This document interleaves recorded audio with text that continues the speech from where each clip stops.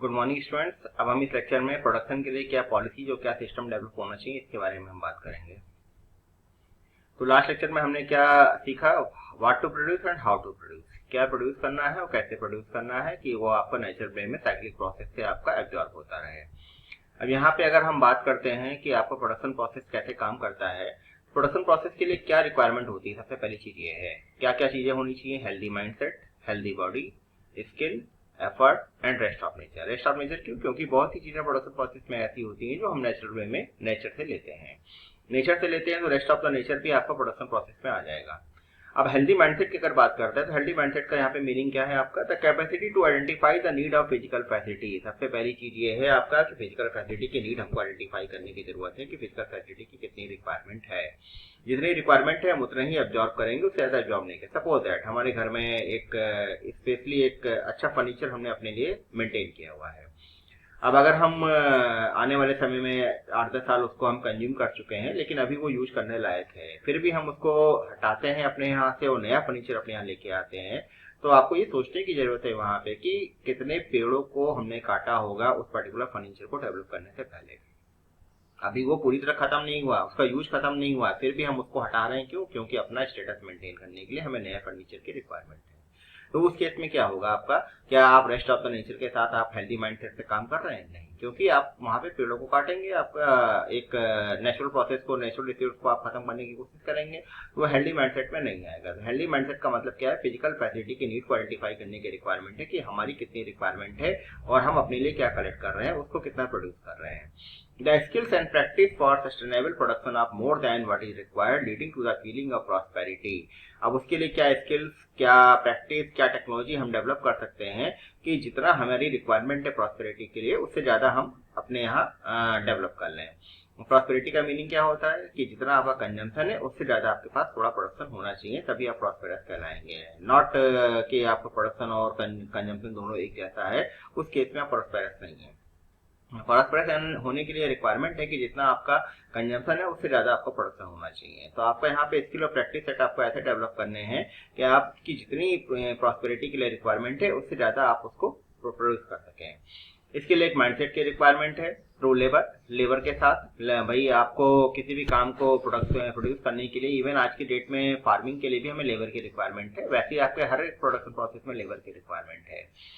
A mindset of right utilization, rightly आप production process को कैसे यूटिलाइज करोगे या जो चीजें आप प्रोड्यूस कर रहे हो उसको राइटली आप कैसे यूटिलाइज करोगे अपनी लाइफ में, उसके लिए भी सोचने की जरूरत है।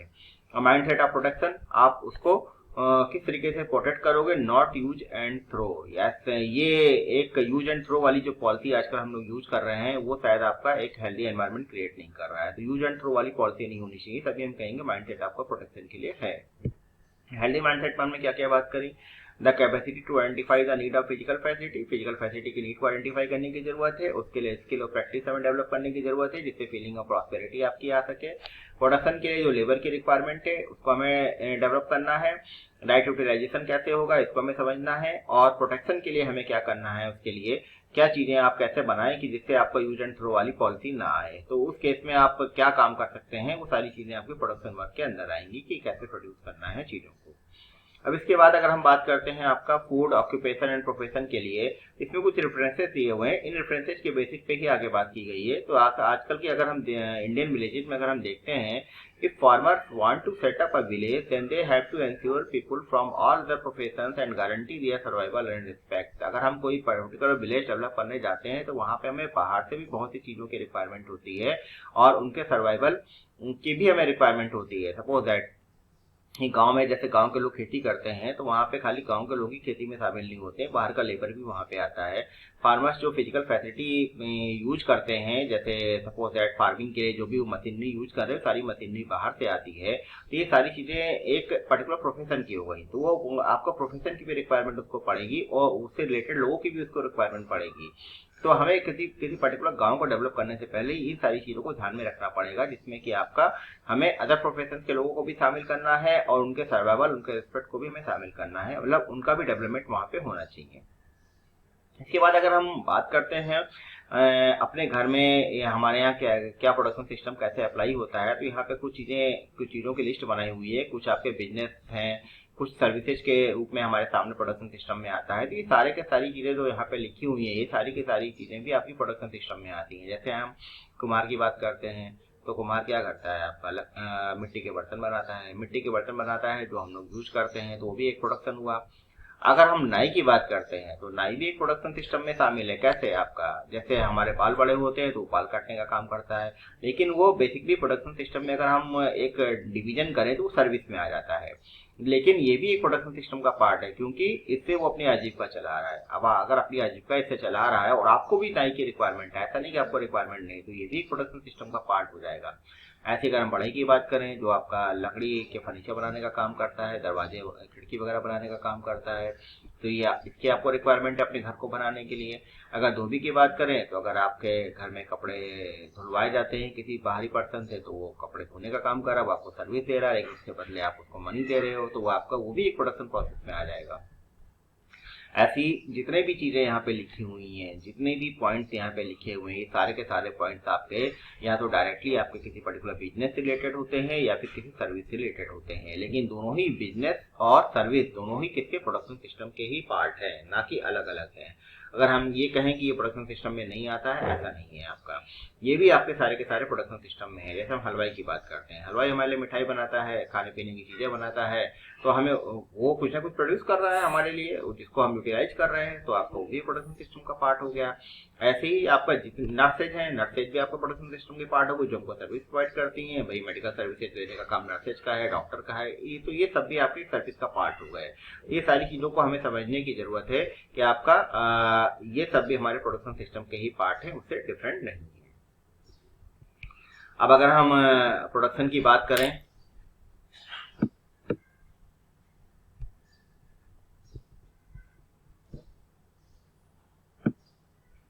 लेवल ऑफ प्रोडक्शन की अगर बात करें तो हम 3 लेवल पे बात करेंगे।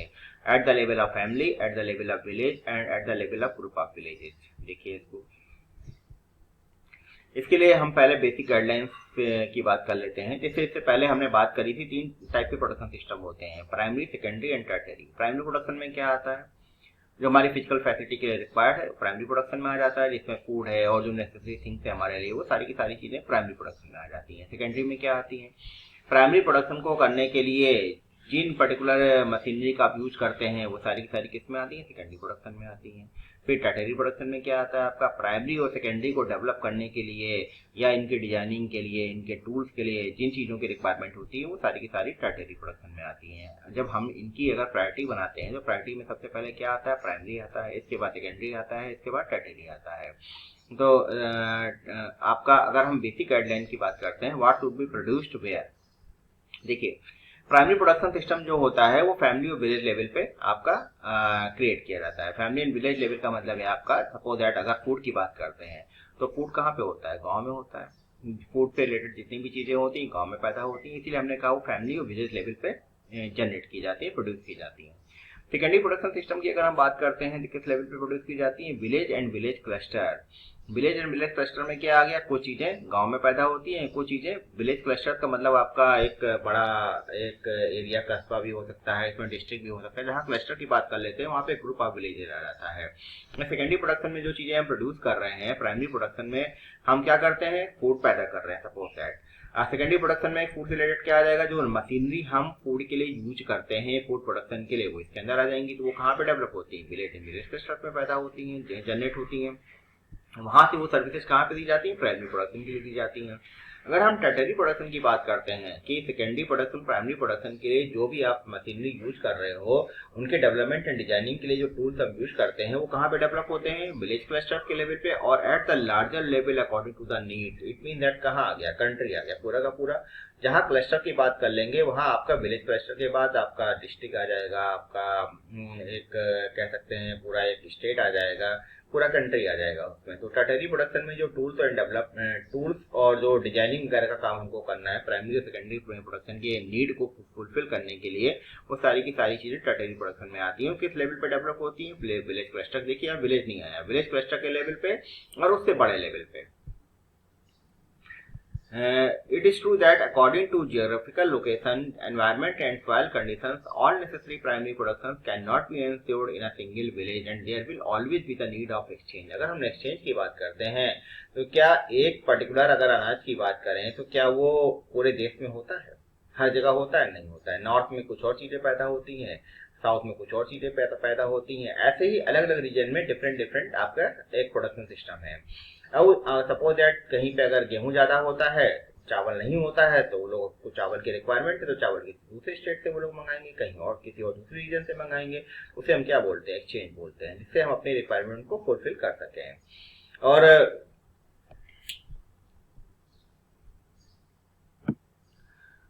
अगर इसमें और हम आगे जाते हैं, essence of the above guideline is that any primary production should be taken up at as lower level as possible. It will help in smooth functioning of system. अगर प्राइमरी प्रोडक्शन की बात करते हैं तो जितने लोअर लेवल तक जा सकते हैं उतने लोअर लेवल तक उसको कंसिडर कर सकते हैं। जैसे प्राइमरी प्रोडक्शन में विलेज तो होता ही है, विलेज के साथ साथ आपका विलेज में आपके जो लेबर्स होते हैं वो भी आ जाते हैं, विलेज में जो बड़े लोग होते हैं वो भी आ जाते हैं। तो इससे भी अगर हम और लोअर लेवल तक जा सकते हैं तो वो सारे के सारे डायरेक्टली इन्वॉल्व किसमें होते हैं? प्राइमरी प्रोडक्शन से इन्वॉल्व होते हैं। अगर at the level of family की बात करते हैं तो at the level of family में क्या क्या चीजें आएंगी? Produce a physical facility necessary for our family, village cluster और सोसाइटी। ठीक है।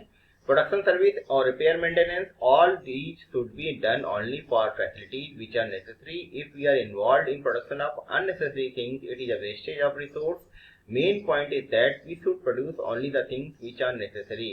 फैमिली के लेवल पे आप वही फिजिकल फैसिलिटी आप प्रोड्यूस कर सकते हो जो हमारे फैमिली, विलेज क्लस्टर, सोसाइटी के लिए जरूरी है। तो उसमें हम फैमिली के लेवल पे हमारा जो योगदान है, हमारी जो सर्विसेज है वो हमारे प्रोडक्शन में आ जाएंगी।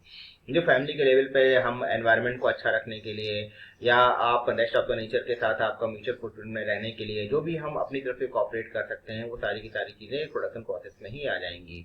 और प्रोडक्शन प्रोसेस और सर्विसेज में हमें वही चीजें प्रोड्यूस करनी है जो हमारे नेसेसरी है, ना कि वो चीजें जो वेस्टेज ऑफ रिसोर्सेज हैं। अननेसेसरी थिंग्स को प्रोड्यूस करने की कोई रिक्वायरमेंट नहीं है।